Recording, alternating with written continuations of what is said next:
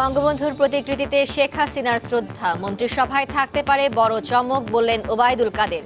শপথ না নিলে বিএনপিকে ব্যর্থতার বৃত্তে আটকে থাকতে হবে বলে মন্তব্য। একাদশ জাতীয় সংসদীয় বিরোধী দল হিসেবে থাকবে জাতীয় পার্টি। বিরোধী দলীয় নেতা হবেন হুসেইন মোহাম্মদ এরশাদ। সমালোচনার অবসান ঘটবে মত নেতাদের। গুলশানে মার্কিন রাষ্ট্রদূতের বাসায় বিএনপি মহাসচিব মির্জা ফখরুল। ১.৫ ঘণ্টা বৈঠকের পর কথা বলেননি কেউ। ফ্যাটি লিভারে আক্রান্ত দেশের ৪.৫ কোটি মানুষ। অনিয়ন্ত্রিত জীবনযাপনই কারণ। শৈশব থেকে সঠিক খাদ্যাভ্যাসের পরামর্শ চিকিৎসকদের। এবং সৈয়দ আশরাফের মরদেহ দেশে আনা হবে কাল সন্ধ্যায়। রাজনৈতিক অঙ্গনে শোক। তার মৃত্যু একটি অধ্যায়ের সমাপ্তি, প্রতিক্রিয়ায় বিশিষ্টজনরা।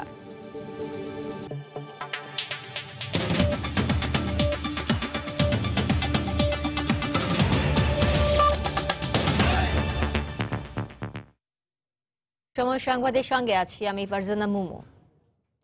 আওয়ামী লীগের নবনির্বাচিত সংসদ সদস্যদের নিয়ে ধানমন্ডি ৩২ নম্বরে বঙ্গবন্ধুর প্রতিকৃতিতে ফুল দিয়ে শ্রদ্ধা জানিয়েছেন আওয়ামী লীগ সভাপতি ও প্রধানমন্ত্রী শেখ হাসিনা। সকাল ১০টার দিকে শ্রদ্ধা নিবেদন করেন তারা। পরে আওয়ামী লীগের সাধারণ সম্পাদক ওবায়দুল কাদের সাংবাদিকদের জানান, নতুন মন্ত্রিসভায় বড় চমক থাকতে পারে।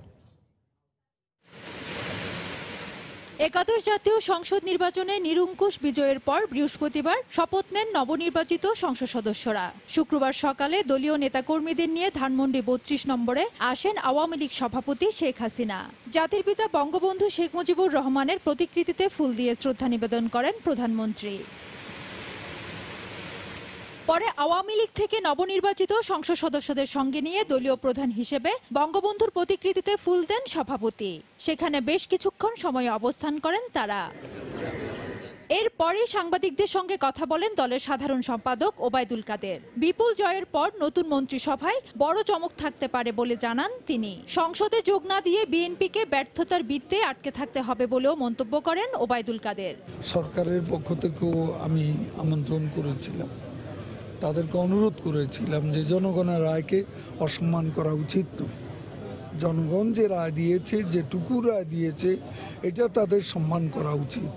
তাই সেটা তারা যখন সম্মান করতে ব্যর্থ, তারা সেই ব্যর্থতার বৃত্তে তাদের আটকে থাকতে হবে। পার্লামেন্ট অধিবেশনে যদি না আসে, যে জনগণ তাদেরকে ভোট দিয়েছে, তাদের পক্ষে কথা বলতে যদি তারা পার্লামেন্টে যোগ দিতে ব্যর্থ হয়, তাহলে ব্যর্থতা আর ভুয়ের চোরাবালিতে তাদের আবারও আটকে থাকতে হবে।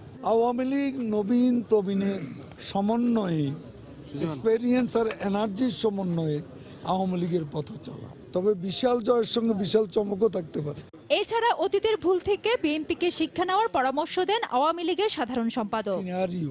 ফেরদৌস লিপি, সময় সংবাদ, ঢাকা। সরকারে নয়, একাদশ জাতীয় সংসদের প্রধান বিরোধী দল হিসেবে থাকবে জাতীয় পার্টি। দলের চেয়ারম্যান হুসেইন মোহাম্মদ এরশাদের সই করা এক প্রেস বিজ্ঞপ্তিতে এ তথ্য জানানো হয়েছে। এ বিবৃতিকে স্বাগত জানিয়েছেন দলের প্রেসিডিয়াম সদস্য কাজী ফিরোজ রশিদ। তিনি বলেছেন, এতে বিরোধী দল হিসেবে জাতীয় পার্টির অতীতের প্রশ্নবিদ্ধ ভূমিকা আর সমালোচনার অবসান ঘটবে। সরকারে থাকা নিয়ে দলের মধ্যে কোনো বিশৃঙ্খলা হবে না বলেও আশা প্রকাশ করেন তিনি। আজহার লিমনের রিপোর্ট। আমার কাছে আমি বলছি, ইলেকশন তুমি করো। যে আমি ইলেকশন পক্ষে ছিলাম না, তুমি ইলেকশন যখন করছো দলকে রক্ষা করার জন্য করো, কিন্তু কোনো মন্ত্রিত্ব নিও না। ২০১৪ সালের জুলাই মাসে সময় সম্পাদকীয়তে সরকার এবং বিরোধী দলে একসঙ্গে থাকা প্রসঙ্গে এভাবে নিজের অবস্থান তুলে ধরেন জাতীয় পার্টির চেয়ারম্যান হুসেইন মোহাম্মদ এরশাদ। যদিও দশম জাতীয় সংসদ এবং ওই সংসদের সরকারের পুরোটা সময় মন্ত্রিসভার সদস্য হিসেবে থেকেছেন জাতীয় পার্টির ৩ মন্ত্রী। একাদশ জাতীয় সংসদ গঠিত হয়ে যাওয়ার পর জাতীয় পার্টি সরকারে না বিরোধী দলে, রাজনীতির মাঠে এ নিয়ে যখন সংশয়, তখন গণমাধ্যমে প্রকাশিত হয় পার্টি চেয়ারম্যান স্বাক্ষরিত এক বিবৃতি। এখানে বলা হয়, সরকারে নয়, এবারের সংসদে বিরোধী দল হিসেবেই থাকতে চায় জাতীয় পার্টি। বিরোধী দলীয় নেতা হিসেবে থাকবেন দলের চেয়ারম্যান, কো চেয়ারম্যান থাকবেন বিরোধী দলীয় উপনেতা হিসেবে। দলটির সকল স্তরের নেতাকর্মীদের সমর্থন নিয়ে সিদ্ধান্ত নেওয়া হয়েছে উল্লেখ করে এ বিবৃতিতে জাতীয় পার্টি সরকারের কোনো মন্ত্রিত্ব নেবে না বলেও জানানো হয়। জাতীয় পার্টির এই নীতি নির্ধারক এই সিদ্ধান্তকে দলের জন্য ঐতিহাসিক এবং সময় উপযোগী বলছেন। এর আগে সংসদে আমরা সরকারেও ছিলাম, বিরোধী দলে ভূমিকা পালন করেছি। তো এইটা হয়তো বা জনগণ খুব ভালো চোখে দেখেনি। এটা আমার দলের চেয়ারম্যানের কাছে স্পষ্ট। গত 5 বছরের প্রতিদিনই আমাকে কিছু কথা শুনতে হয়েছে। সংসদীয় রাজনীতিতে বিরোধী দল অপরিহার্য, সংসদের মধ্যে বাইরে, সেইটা আমরা পূরণ করতে চাই। এমন সিদ্ধান্তে দলের মধ্যে কোনো বিশৃঙ্খলার আশঙ্কা নেই বলেও দাবি করেন জাতীয় পার্টির এই নেতা। আমরা ভিতরে অনেক কথা বলবো, যার যার কথা তো সে বলবেই। আজ বলছি আমরা কোনো কথা বলবো না, যার সিদ্ধান্ত নেন, এটা তো রাজনীতি না। সবাই কথা বলেছি, তারপরে সমস্ত কথা মাননীয় চেয়ারম্যানের কাছে গেছে, উনি যে সিদ্ধান্ত নিয়েছেন সেটা আমাদের সিদ্ধান্ত। এখানে সবাই খুশি। বৃহস্পতিবার জাতীয় পার্টির বিজয়ী মোট 22 জন সদস্যের মধ্যে হুসেইন মোহাম্মদ এরশাদ ছাড়া শপথ নিয়েছেন বাকি 21 জন সংসদ সদস্য। আজহার লিমন, সময় সংবাদ, ঢাকা। বাংলাদেশে নিযুক্ত মার্কিন রাষ্ট্রদূত রবার্ট মিলারের সঙ্গে বৈঠক করেছেন মির্জা ফখরুল ইসলাম আলমগীরের নেতৃত্বে বিএনপির একটি প্রতিনিধি দল। তবে 1.5 ঘণ্টাব্যাপী চলা এই বৈঠক নিয়ে মুখ খোলেননি কেউ। সকাল 10টার দিকে রবার্ট মিলারের গুলশানের বাসায় এই বৈঠক শুরু হয়। বৈঠকে মির্জা ফখরুলের সঙ্গে যোগ দেন দলের স্থায়ী কমিটির সদস্য আমির খসরু মাহমুদ চৌধুরী ও নির্বাহী কমিটির সদস্য তাবিদ আওয়াল। বৈঠকে সদ্য অনুষ্ঠিত একাদশ জাতীয় সংসদ নির্বাচন সংক্রান্ত বিভিন্ন বিষয় রবার্ট মিলারকে অবহিত করা হয় বলে জানা গেছে। বেলা 11:30টায় বৈঠক শেষে সাংবাদিকদের সঙ্গে কথা না বলে বিএনপি চেয়ারপারসনের গুলশান কার্যালয়ে যান নেতারা। সেখানেও সাংবাদিকদের কাছে বিষয়টি নিয়ে কথা বলতে রাজি হননি তারা।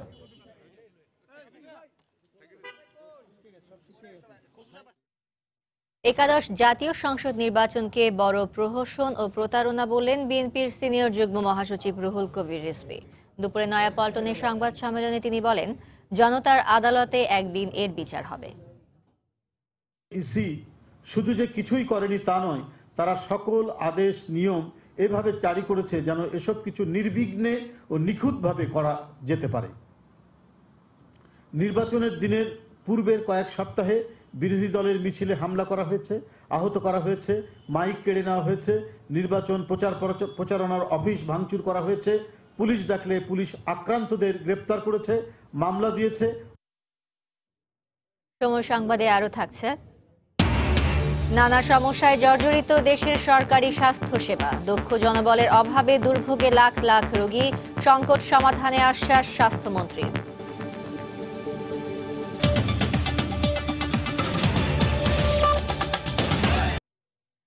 আওয়ামী লীগের সাবেক সাধারণ সম্পাদক ও জনপ্রশাসন মন্ত্রী সৈয়দ আশরাফুল ইসলামের মৃত্যুতে রাজনৈতিক অঙ্গনে শোক নেমে এসেছে। গতরাতে ব্যাংককের একটি হাসপাতালে চিকিৎসাধীন অবস্থায় মারা যান বর্ষিয়ান এই রাজনীতিবিদ। কাল সন্ধ্যায় তার মরদেহ দেশে আনা হবে বলে পরিবারের পক্ষ থেকে জানানো হয়েছে।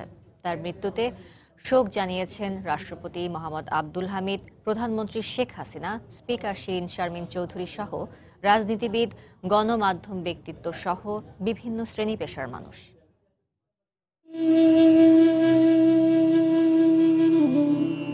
বৃহস্পতিবার রাত 10টার দিকে ব্যাংককের বামরুনগ্রাদ হাসপাতালে চিকিৎসাধীন অবস্থায় মারা যান বর্ষিয়ান রাজনীতিবিদ সৈয়দ আশরাফুল ইসলাম। ফুসফুসের ক্যান্সারের কাছে হার মেনে 68 বছরেই থেমে গেল সৈয়দ আশরাফের জীবনের পথ।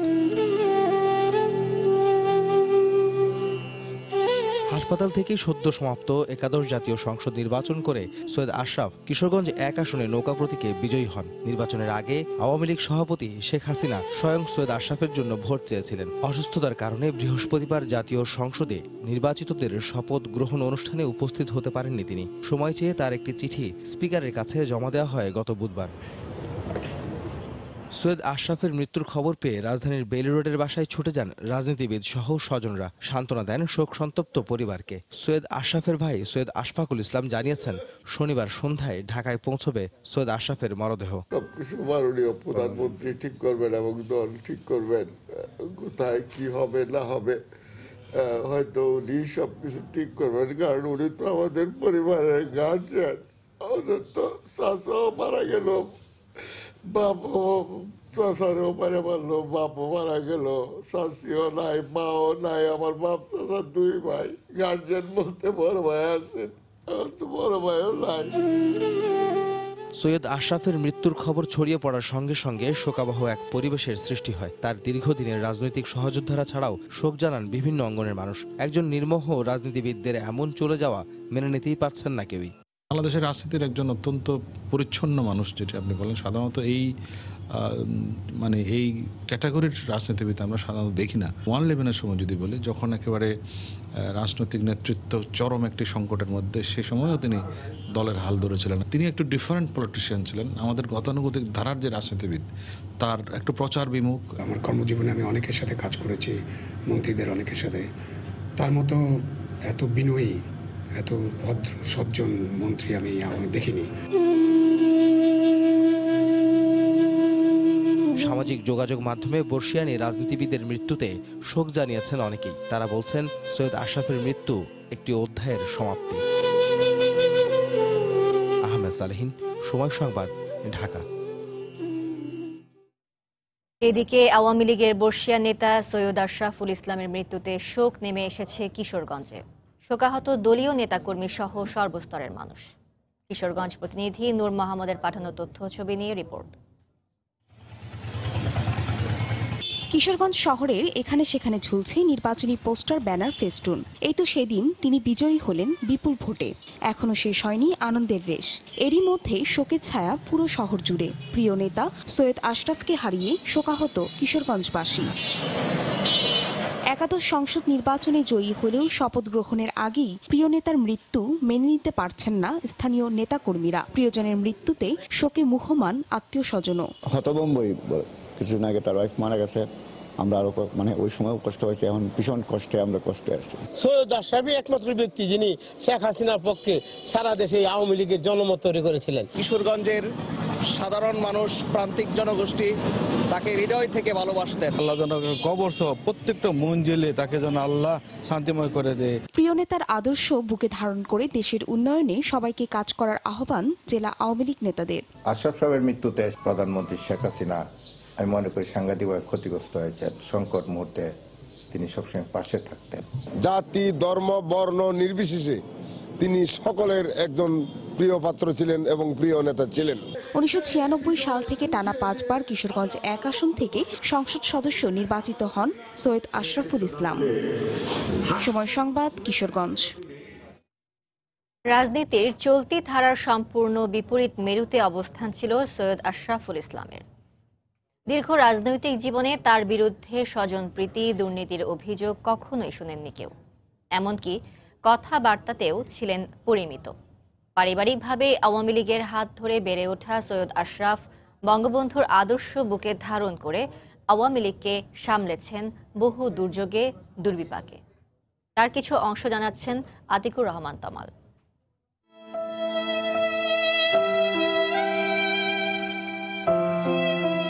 2007 দেশে 1/11-এর সরকার। দলীয় সভানেত্রী শেখ হাসিনা, তখনকার সাধারণ সম্পাদক আব্দুল জলিল, প্রথম যুগ্ম সাধারণ সম্পাদক ওবায়দুল কাদের সহ দলের অনেক শীর্ষ নেতাই গ্রেফতার হয়ে কারাগারে বন্দী। ভারপ্রাপ্ত সাধারণ সম্পাদক মুকুল বোসের ভূমিকাও প্রশ্নবিদ্ধ। দলের এমন দুঃসময়ে যোগ্য কাণ্ডারি হিসেবে হাল ধরেন মুজিবনগর সরকারের অস্থায়ী রাষ্ট্রপতি সৈয়দ নজরুল ইসলামের ছেলে সৈয়দ আশরাফুল ইসলাম।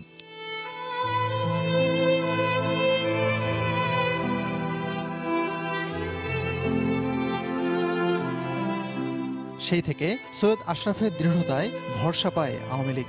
2009 ও 12 সালের কাউন্সিলে আশরাফ দলের সাধারণ সম্পাদক নির্বাচিত হন। 13তে হেফাজতের তাণ্ডব সামাল দেওয়া সহ 14 নির্বাচনে দেশি বিদেশি নানা চাপ দক্ষ হাতে সামাল দেন সৈয়দ আশরাফ। আমাদের রক্ত থাকি, আমাদের রক্ত পরীক্ষা।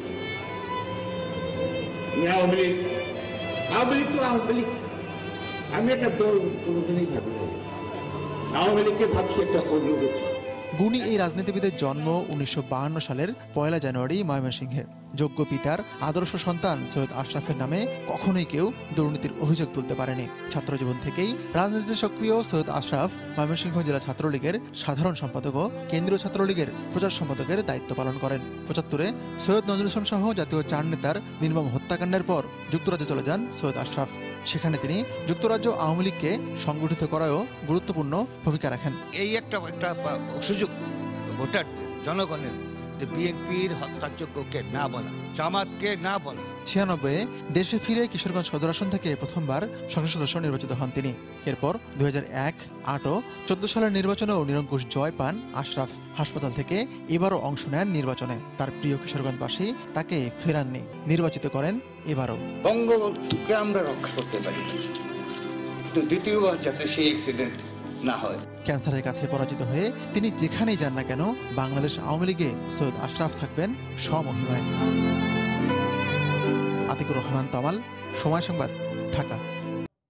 মাথা জোড়া লাগানো যমজ শিশু রাবেয়া ও রোকায়াকে উন্নত চিকিৎসার জন্য হাঙ্গেরি নিয়ে যাওয়া হচ্ছে আজ। 6 মাস পর বাংলাদেশে শুরু হবে তাদের মাথা আলাদা করার প্রক্রিয়া।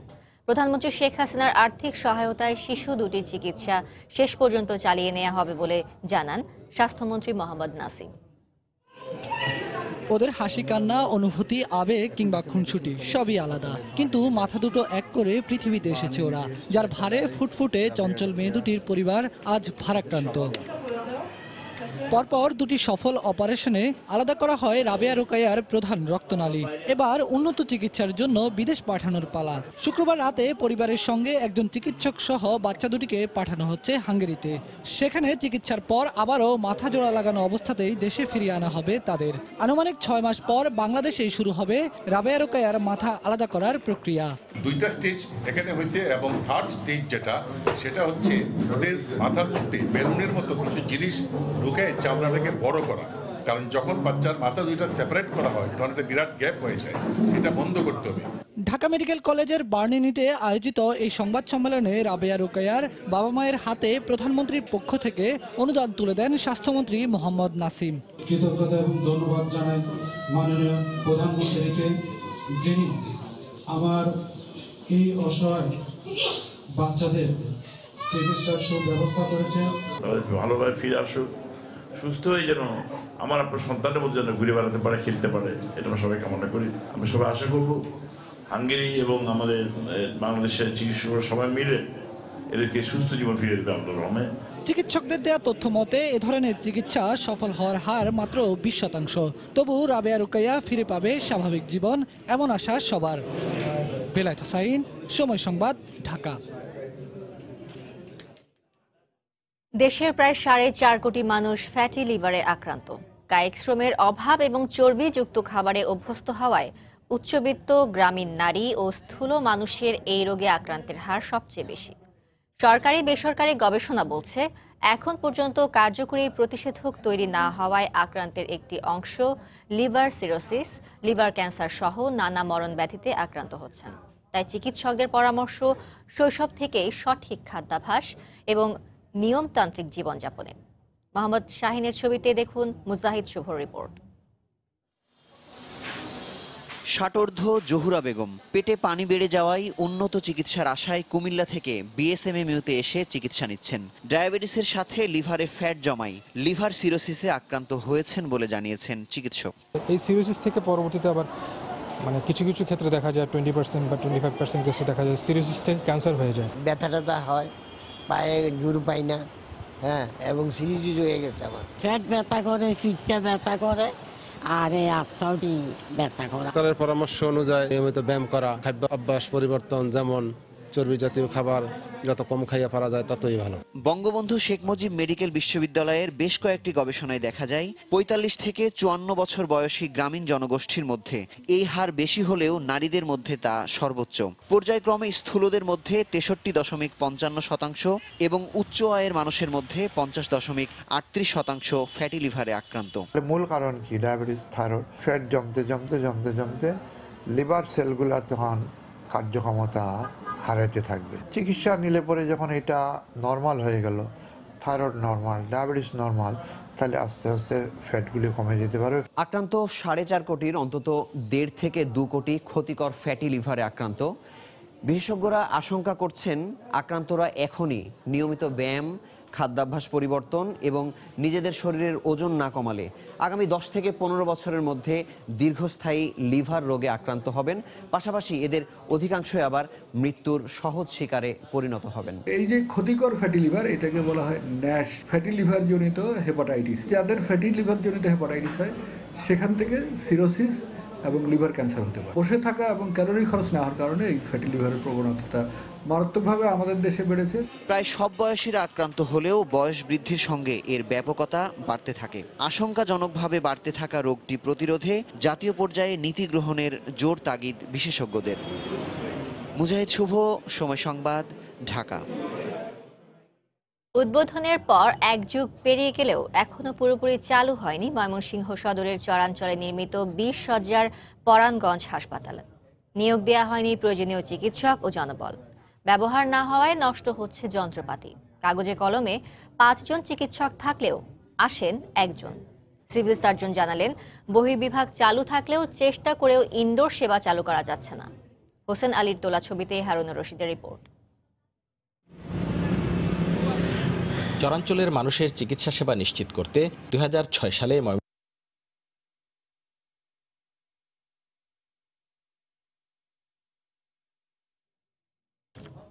দুঃখিত দর্শক, আমরা যান্ত্রিক ত্রুটির কারণে রিপোর্টটি এখন দেখতে পাচ্ছি না, পরবর্তীতে দেখানোর চেষ্টা করব। ফেনী জেলার 42টি ইউনিয়নের সবগুলো সরকারি স্বাস্থ্যসেবা কেন্দ্রে চিকিৎসক ছাড়াই চলছে চিকিৎসা ব্যবস্থা। এসব স্বাস্থ্যকেন্দ্র পুরোটাই এখন চিকিৎসা সহকারী ও মাঠের স্বাস্থ্যকর্মীদের প্রাথমিক সেবা নির্ভর। এতে সেখানকার গ্রামীণ জনগোষ্ঠী সরকারি স্বাস্থ্যসেবা থেকে সম্পূর্ণ বঞ্চিত হচ্ছে। জুলহাস তালুকদারের ক্যামেরায় বখতিয়ার মুন্নার রিপোর্ট। স্বাস্থ্য বিভাগের তথ্য মতে ফেনী জেলার 42টি ইউনিয়নে স্বাস্থ্য বিভাগের 19টি ও পরিবার পরিকল্পনা বিভাগের 33টি সরকারি স্বাস্থ্যসেবা কেন্দ্র রয়েছে। 2014 সালের 5ই আগস্ট একযোগে এসব কেন্দ্রগুলোতে চিকিৎসক নিয়োগ দেওয়া হয়। 1 বছর না গড়াতেই এখানকার চিকিৎসকরা উচ্চতর শিক্ষা ও প্রেষণের নামে গ্রামীণ জনপদের কর্মস্থল ছেড়ে চলে যান।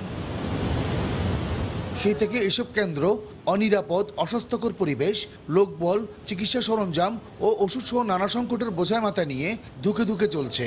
চিকিৎসা সহকারী ও মাঠের স্বাস্থ্যকর্মীরা প্রাথমিক চিকিৎসা সেবা চালু রেখেছেন। গুরুতর রোগী চিকিৎসার জন্য যে অ্যান্টিবায়োটিক কিংবা কোনো জরুরি ওষুধ আমাদের নাই। সর্দি কাশি সাধারণ দিছে, এনে তো ধরেন না, তো না ধরি 1 দিন 2 দিন কষ্ট করে বোগের। বাচ্চা দেখাইতে হইলে ডাক্তারের ভিজিট দেন লাগে 500 টাকা, তো আমরা 500 টাকা কই পামু। সেই জন্য এখানে যেন একটা সরকারি হাসপাতাল আছে, এখানে একটা বড় ডাক্তার আসুক, আমরা যেন সেবা পাই। ফেনীর সিভিল সার্জন জানান, ইউনিয়ন পর্যায়ের প্রান্তিক স্বাস্থ্যসেবার এসব কেন্দ্রগুলো চিকিৎসকের জন্য মন্ত্রণালয়ে চাহিদাপত্র দেওয়া হয়েছে। অতি সত্তরই প্রায় 5000 ডাক্তার নিয়োগ পাবেন এবং পরবর্তীতে 12,000 ডাক্তার নিয়োগপ্রাপ্ত হবেন। তখন এই সমস্যাটা থাকবে না, আমরা প্রতিটি স্বাস্থ্যকেন্দ্রে চিকিৎসক দিতে পারবো। সংশ্লিষ্ট বিভাগের হিসেব মতে চিকিৎসকের সব শূন্য পদ ছাড়াও স্বাস্থ্য পরিবার পরিকল্পনা বিভাগের চিকিৎসা সহকারী, ফার্মাসিস্ট ও পরিবার কল্যাণ পরিদর্শিকার পদও শূন্য রয়েছে। এই জেলার প্রায় 15 লাখ গ্রামীণ জনগোষ্ঠীর সুস্থতার জন্য ইউনিয়ন পর্যায়ের একমাত্র এখানকার এমন সব অসুস্থ সরকারি স্বাস্থ্যসেবা কেন্দ্রগুলো নিজে সুস্থ হবে কবে, স্বাস্থ্যসেবা বা দিবে কবে, সরকারের কাছে এমন সব প্রশ্নই এখন সুবিধাভোগী সবার। কাজিরবাগ স্বাস্থ্য ও পরিবার কল্যাণ কেন্দ্র থেকে বখতিয়ার মুন্না, সময় সংবাদ, ফেনী। 4 বছর আগে সিরাজগঞ্জে জেনারেল হাসপাতাল 100 থেকে 250 শয্যায় উন্নীত করার পাশাপাশি গড়ে তোলা হয় আধুনিক অবকাঠামো, কিন্তু এখনও 100 শয্যার জনবল দিয়ে চলছে হাসপাতালটি। রয়েছে চিকিৎসক, কর্মচারী ও পরিচ্ছন্নতা কর্মীর সংকট। রোগীদের সেবা দিতে হিমশিম খাচ্ছে কর্তৃপক্ষ। তবে স্বাস্থ্যমন্ত্রী আশ্বাস দেন, হাসপাতালটিতে দ্রুত শূন্য পদে জনবল নিয়োগ দেয়া হবে। রিঙ্কু কুন্ডু রিপোর্ট, ক্যামেরায় ছিলেন অমৃত সেন। জেলার প্রায় 30 লাখ মানুষের চিকিৎসা সেবার পরিধি বাড়াতে 2014 সালে সিরাজগঞ্জ জেনারেল হাসপাতালকে 100 শয্যা থেকে 250 শয্যায় উন্নীত করা হয়। অবকাঠামোর উন্নতির মধ্য দিয়ে শয্যা ও পরিসর বৃদ্ধি হলেও চিকিৎসা সেবার মান সে চিরচেনা আগের অবস্থাতে আছে। সেই পুরনো 100 শয্যার জনবল দিয়ে চলছে হাসপাতালটি। চিকিৎসক, কর্মচারী ও পরিচ্ছন্নতা কর্মীর সংকটে চিকিৎসা সেবা কার্যক্রম ব্যাহত হচ্ছে। এখানে তো তেমন কোনো চিকিৎসা নাই, সরকারিভাবে যে সহযোগিতাটা পাওয়ার কথা সেটা আমরা পাচ্ছি না। এখানে ডাক্তার সেরকম নেই, তারপরেও সেবার মান অত্যন্ত নিম্নমানের। তারপর টিকিট কাউন্টারে একজন লোক। টিকিট সংগ্রহ করতে করতে আবার যা দেখবো আমাদের এখানে ডাক্তার নাই। স্বামী পা ভেঙে গেছে, এমতির কোনো ডাক্তার এসে স্বামী দেখাও নাই, চিকিৎসাও দেয় নাই। এক্সরে কাগজ দেখালাম, বললো যে অপারেশন করা লাগবে। তারপরে আর আসেও নাই, কিছু কয়ও নাই। হাসপাতালটিতে চিকিৎসকদের 58টি পদের মধ্যে 7 জন সিনিয়র কনসালটেন্ট, 7 জন জুনিয়র কনসালটেন্ট, 3 জন মেডিকেল কর্মকর্তা সহ 23টি পদ এখনো শূন্য রয়েছে। স্বাস্থ্যসেবা আমরা দিচ্ছি, বাট দেখা যাচ্ছে যে আমাদের ডাক্তার যারা আছেন তাদের জন্য বা স্টাফ যারা আছেন একটু সমস্যা হয়ে যাচ্ছে। প্রতিদিন প্রায় 200 থেকে 250 রোগী আউটডোরে ফেস করতে হয়। ডাক্তারদের সংকটের কারণে আমাদের প্রায় ওভারটাইম করতে হয়। এখন পর্যন্ত যে সমস্ত পোস্টে এখনো পদায়ন হয়নি, সেগুলো যত তাড়াতাড়ি হবে আমাদের সেবার মান আরও সুন্দর হবে। সম্প্রতি হাসপাতালটি পরিদর্শনে এসে স্বাস্থ্যমন্ত্রী জানান, সংকট মোকাবেলায় দ্রুত শূন্য পদে জনবল নিয়োগ দেয়া হবে। এটা প্রক্রিয়াধীন আছে, খুব দ্রুত জনবল নিয়োগ হবে, 40,000 নিয়োগ হবে বাংলাদেশে, যার একটি অংশ এখানে থাকবে, এখানে আসলে সমাধান হবে। সিরাজগঞ্জ জেনারেল হাসপাতালের কর্তৃপক্ষ জানায়, প্রতিদিন বহির্বিভাগে প্রায় 1000 রোগী সেবা নিয়ে থাকে, আর ওয়ার্ডে 250 শয্যা থাকলেও রোগী ভর্তি থাকে প্রায় 3 শতাধিক।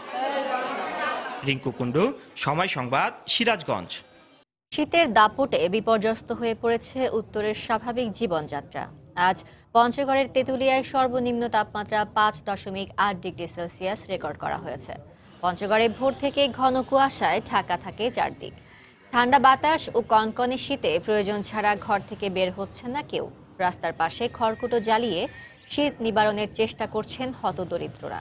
তেঁতুলিয়ায় সর্বনিম্ন তাপমাত্রা রেকর্ড করা হয়েছে 5.8 ডিগ্রি সেলসিয়াস। উত্তরের হিমেল হাওয়ায় কুড়িগ্রামে জেঁকে বসেছে শীত। এতে সবচেয়ে বিপাকে পড়েছেন শ্রমজীবী মানুষ। ঠান্ডাজনিত রোগে আক্রান্ত হচ্ছে শিশু ও বৃদ্ধরা।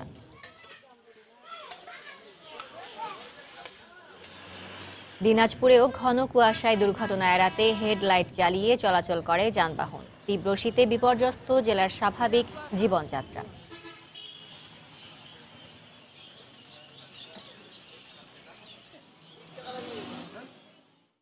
শীতল বাতাস বইতেছে, শীত প্রচন্ড আকারে লাগতেছে। বয়স্ক মানুষ এইভাবে রিক্সা চালিয়ে খাওয়া খুব কষ্ট হওয়া লাগছে। প্রচুর কুয়াশার জন্য চলাফেরা করা যায় না, খুব ঠান্ডা, হাত পা করা হয়ে যাচ্ছে। দিনের তাপমাত্রা স্বাভাবিক থাকলেও সন্ধ্যার পর থেকে রাতভর কনকনে শীত পড়ে এবং কনকনে আবহাওয়া বিরাজ করে।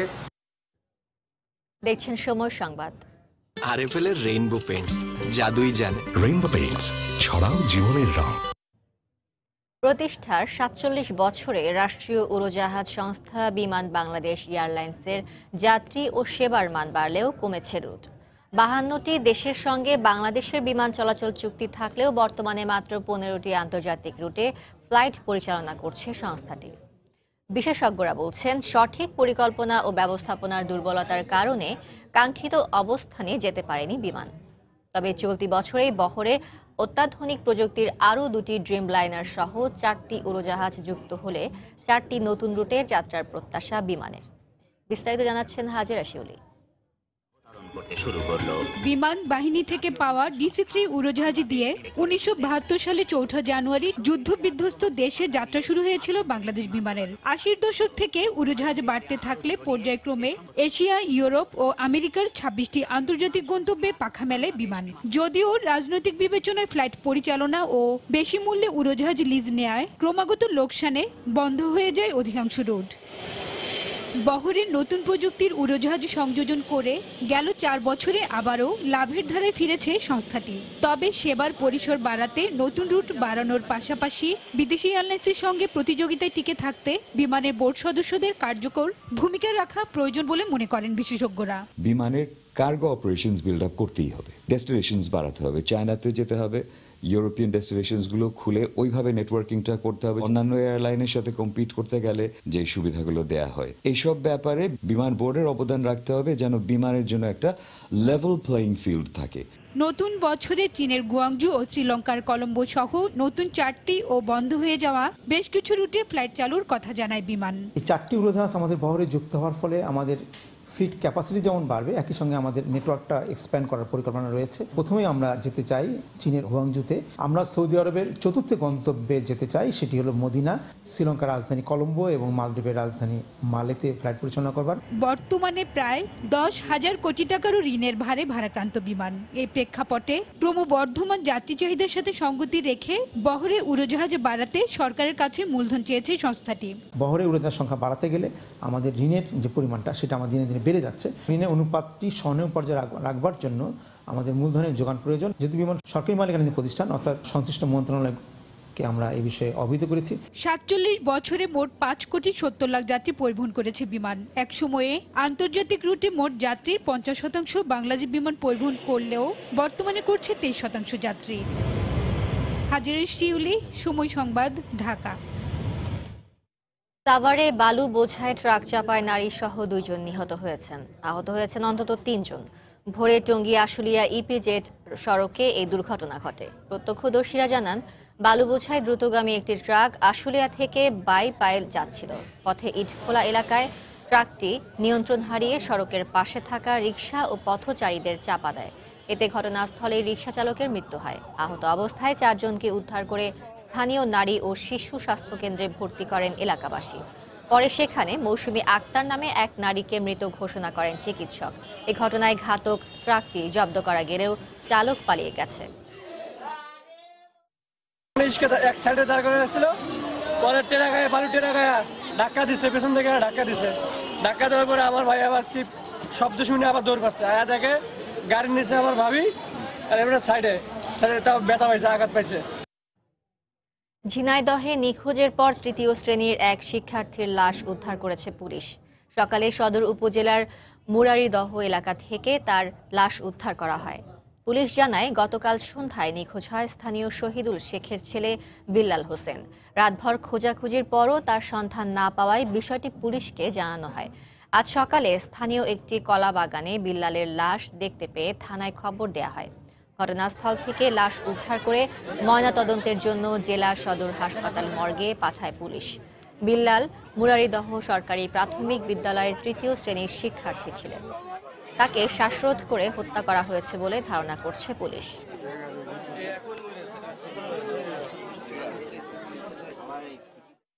গতকাল সন্ধ্যা থেকে খুঁজে পাওয়া যাচ্ছিল না, আমরা জানতে পেরেছিলাম। পরে সকাল 11টার দিকে এক মহিলা দেখতে পেয়ে তার মাধ্যমে আস্তে আস্তে আমরা জানতে পারি এবং প্রাথমিকভাবে দেখে মনে হচ্ছে তাকে শ্বাসরোধ করে হত্যা করা হতে পারে।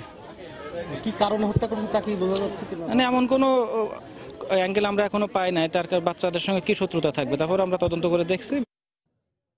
রাজধানীর বাজারে এখন শীতের সবজির অঢেল সমারোহ। দাম নিয়েও খুশি ক্রেতারা। তবে প্রায় সব ধরনের মাছের দাম বেড়েছে কেজিতে 100 টাকার বেশি। আর দেশি মুরগির দাম কমলেও বেড়েছে ব্রয়লারের দাম। মালিবাগ বাজার ঘুরে রিপোর্ট করেছেন কামরুল হাসান সবুজ। ছুটির দিন সকাল সকালই কাঁচা বাজারে হাজির ক্রেতারা। পরিবারের প্রয়োজন ও পুষ্টিগুণ বিবেচনায় কিনছেন সবজি। তাদের পর্যবেক্ষণ, গেল সপ্তাহের তুলনায় দাম কিছুটা কম। নির্বাচনকালীন যানবাহন চলাচল বন্ধ ছিল, তখন দাম যে হারে বেড়েছিল এখন অনেকটাই কমে এবং নিয়ন্ত্রণের মধ্যে। এবারে সাপ্লাইটা বেশি, দামটা কম এখানে। তবে বিক্রেতারা জানালেন, বেশিরভাগ সবজিরই দাম বেড়েছে, যদিও সরবরাহে নেই কোনো ঘাটতি। কাঁচা মরিচ গত সপ্তাহে 60 টাকা কেজি আছিল, এই সপ্তাহে 80 টাকা কেজি। 1 কেজি মানে 8-10 টাকা আছে। লাউ দামটা বেশি বাড়ছে, আর গেছে সপ্তাহে ছিল মানে 60, আজকে সপ্তাহে 80। শাকের দাম একটু বাড়ছে আর কি, 2 টাকা বাড়ছে আর কি। আরেক ধাপ বেড়েছে ইলিশের দাম। অন্যান্য মাছের দামও ঊর্ধ্বমুখী। এখানে অবশ্য মিল পাওয়া গেল ক্রেতা বিক্রেতার কথায়। ট্যাংরা মাছ 500 টাকা, হ্যাঁ এই জায়গায় আজকে 700 টাকা কিনে আনছি। আলুতে 200-300 টাকা বেশি গত সপ্তাহ থেকে এই সপ্তাহ। মাছ খুব আমদানি কম, প্রতি কেজিতে 100 টাকার মতো বাড়তি যেই কোনো মাছের। বাজারে মাছের সরবরাহ প্রচুর, বাধ্য হয়ে কিনতে হচ্ছে, কারণটা ফ্যামিলিতে আসলে তো খাবারটা তো কন্টিনিউ চালিয়ে যেতে হয়। এদিকে দেশি মুরগির দাম প্রতিটিতে 20 থেকে 30 টাকা কমলেও হঠাৎই বেড়েছে ব্রয়লারের দাম। ব্রয়লার 145 টাকা বিক্রি করি, দাম একটু বাড়ছে, এই কেজিতে 10 টাকা 15। স্থিতিশীল রয়েছে গরু ও খাসির মাংসের বাজার। গরুর মাংস প্রতি কেজি 500 আর খাসির মাংস বিক্রি হচ্ছে 780 থেকে 800 টাকায়। কামরুল হাসান সবুজ, সময় সংবাদ, ঢাকা। চিত্রশিল্পী SM সুলতানের শিল্পকর্ম বিশ্বব্যাপী যথাযোগ্য পরিচিতি পায়নি বলে মনে করেন নড়াইলবাসী। নবনির্বাচিত সংসদ সদস্য মাশরাফি প্রতিশ্রুতি দিলেন, বৃহত্তর পরিসরে তুলে ধরা হবে SM সুলতানের সৃষ্টিকর্ম। নড়াইল থেকে ফিরে আল মামুনের তোলা ছবিতে বিস্তারিত থাকছে হুমায়ুন কবির রোজের রিপোর্টে। চিত্রশিল্পী SM সুলতান রংতুলির আঁচড়ে চিরায়ত বাংলায় খুঁজেছেন জীবনের ছন্দ। বাংলার ইতিহাস, ঐতিহ্য আর নানা প্রতিকূলতার মধ্যে টিকে থাকার গল্প অসীম যত্নে তুলে ধরেছেন তার শিল্পকর্মে। 2 যুগ হলো গুণী এই শিল্পী পৃথিবীর মায়া ছেড়ে চলে গেলেও এ প্রজন্ম তাকে স্মরণ করে শ্রদ্ধা আর ভালোবাসায়। তবে নড়াইলবাসীর আক্ষেপ, তার সৃষ্টি বিশ্বব্যাপী যথেষ্ট পরিচিতি পায়নি। বইতে পড়ছে SM সুলতান সম্পর্কে, কিন্তু বাস্তবে তার বাড়িটা দেখার অনেক ইচ্ছা ছিল। তিনি শিশুদের জন্য শিশুবর্গ নামে একটি ছবিখানা আবিষ্কার করে বিদ্যালয় করেছেন, সেখানে বাচ্চারা ছবি আঁকতে পারে। নড়াইল 2 আসনের নবনির্বাচিত সংসদ সদস্য মাশরাফি প্রতিশ্রুতি দিলেন বরেণ্য ওই চিত্রশিল্পের সৃষ্টি বিশ্বব্যাপী যেন আরো প্রচারণা পায় সেদিকে লক্ষ্য রাখবেন। SM সুলতান আমরা ফাউন্ডেশন থেকে একটা পরিকল্পনা করেছিলাম, ওনার যে ঘাটটা আছে সুন্দর একটা ঘাট তৈরি করা, ওনারটাকে আরও কিভাবে করা যায় সেটা আমরা ফাউন্ডেশন থেকেই করছিলাম। এখন হয়তোবা ওই সুযোগটা আসলে আরো বৃহৎ আকারে ভাবার সুযোগ আছে। চিত্রশিল্পী SM সুলতান 21 পদক ছাড়াও স্বাধীনতা দিবস পদক লাভ করেন। চিত্রার বুকে উজ্জ্বল নক্ষত্র কিংবদন্তি চিত্রশিল্পী SM সুলতান বিশ্বব্যাপী কতটা পরিচিত লাভ করেছেন এ নিয়ে স্থানীয় নড়াইলবাসীর মাঝে বেশ আক্ষেপ আছে। তবে নড়াইলের নবনির্বাচিত সাংসদ মাশরাফি বিন মুর্তজা প্রতিশ্রুতি দিয়েছেন কিংবদন্তি এই শিল্পীর শিল্পকলা বিশ্বব্যাপী নতুন করে উপস্থাপন করবেন। কিংবদন্তি চিত্রশিল্পী SM সুলতান কমপ্লেক্স থেকে হুমায়ুন কবির রোজ, সময় সংবাদ, নড়াইল। নানা কর্মসূচিতে দেশের বিভিন্ন জেলায় বাংলাদেশ ছাত্রলীগের ৭১তম প্রতিষ্ঠা বার্ষিকী উদযাপন করা হয়েছে। সকালে রাজশাহী নগরীর কুমারপাড়ায় আওয়ামী লীগের দলীয় কার্যালয়ের স্বাধীনতা চত্বরে পুষ্পস্তবক অর্পণ করে মহানগর ছাত্রলীগ। এ সময় মহানগর ছাত্রলীগের সভাপতি রকি কুমার ঘোষ সহ অন্য নেতাকর্মীরা উপস্থিত ছিলেন। বরিশাল জেলা ছাত্রলীগের সভাপতি সুমন সেরনিয়াবাতের নেতৃত্বে নগরীর শহীদ সোহেল চত্বরে বঙ্গবন্ধুর প্রতিকৃতিতে শ্রদ্ধা জানায় জেলা ছাত্রলীগ। এর আগে দলীয় কার্যালয়ের সামনে জাতীয় ও দলীয় পতাকা উত্তোলন করা হয়। এছাড়া কুড়িগ্রাম সহ দেশের বিভিন্ন জেলায় ছাত্রলীগের প্রতিষ্ঠা বার্ষিকী উদযাপন করেছেন নেতাকর্মীরা। একাদশ জাতীয় সংসদ নির্বাচনে আওয়ামী লীগের নেতৃত্বাধীন মহাজোটের নিরঙ্কুশ বিজয়কে স্বাগত জানিয়েছে পাকিস্তান। বৃহস্পতিবার পররাষ্ট্র মন্ত্রণালয়ের এক বিবৃতিতে বাংলাদেশের নির্বাচনে বিজয়ী জোটকে স্বাগত জানায় দেশটি। এদিন নিয়মিত ব্রিফিংয়ে সাংবাদিকদের এক প্রশ্নের জবাবে দফতরের মুখপাত্র ডক্টর মোহাম্মদ ফয়সাল বাংলাদেশ সরকারের সঙ্গে পাকিস্তানের সম্পর্ক জোরদার হওয়ার ব্যাপারে আশা প্রকাশ করেন। বিভিন্ন ইস্যুতে বাংলাদেশের সঙ্গে একযোগে কাজ করারও আগ্রহ জানান তিনি। এই পর্যায়ে শীর্ষ সংবাদ জানিয়ে দিচ্ছি আর একবার। বঙ্গবন্ধুর প্রতিকৃতিতে শেখ হাসিনার শ্রদ্ধা, মন্ত্রিসভায় থাকতে পারে বড় চমক, বললেন ওবায়দুল কাদের। শপথ না নিলে বিএনপিকে ব্যর্থতার বৃত্তে আটকে থাকতে হবে বলে মন্তব্য। একাদশ জাতীয় সংসদীয় বিরোধী দল হিসেবে থাকবে জাতীয় পার্টি, বিরোধী দলীয় নেতা হবেন হুসেইন মোহাম্মদ এরশাদ। সমালোচনার অবসান ঘটবে মত নেতাদের। গুলশানে মার্কিন রাষ্ট্রদূতের বাসায় বিএনপি মহাসচিব মির্জা ফখরুল। ১.৫ ঘণ্টা বৈঠকের পর কথা বলেননি কেউ। ফ্যাটি লিভারে আক্রান্ত দেশের 4.5 কোটি মানুষ। অনিয়ন্ত্রিত জীবনযাপনই কারণ, শৈশব থেকেই সঠিক খাদ্যাভ্যাসের পরামর্শ চিকিৎসকদের। এবং সৈয়দ আশরাফের মরদেহ দেশে আনা হবে কাল সন্ধ্যায়। রাজনৈতিক অঙ্গনে শোক, তার মৃত্যু একটি অধ্যায়ের সমাপ্তি, প্রতিক্রিয়ায় বিশিষ্টজনরা। এই ছিল এখনকার মতো। যে কোনো খবর পেতে ভিজিট করুন সময়.নিউজ.tv। আপনার মোবাইলে সময় সংবাদ দেখতে এবং সকল খবর পেতে ডাউনলোড করুন সময় অ্যাপ। এছাড়া এইমাত্র পাওয়া খবর মোবাইলে পেতে SMS করুন *BN লিখে পাঠিয়ে দিন 162 নম্বরে। সঙ্গে থাকুন সময়।